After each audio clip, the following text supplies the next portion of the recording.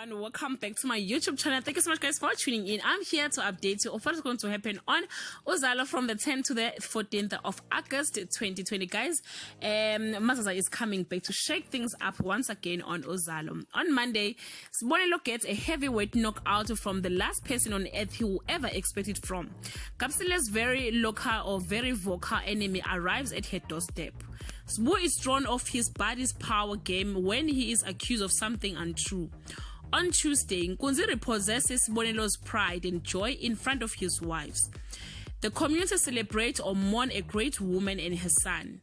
Sbu corners Fikile in a very public manner. On Wednesday, Kamanga demands to know the truth about his deceased son and a lover from a woman claiming to support him. Mangcobo receives some orders that kept her from freedom or that kept her freedom. The walls are closing in on Fikile when her pregnancy collides with the church. On Thursday, Mazaza returns and is met with a shocking surprise at the police station. Nkunzi continues to shorten the leash around Mangcobo's neck. Fikile is met with the worst kind of rejection a girl can take.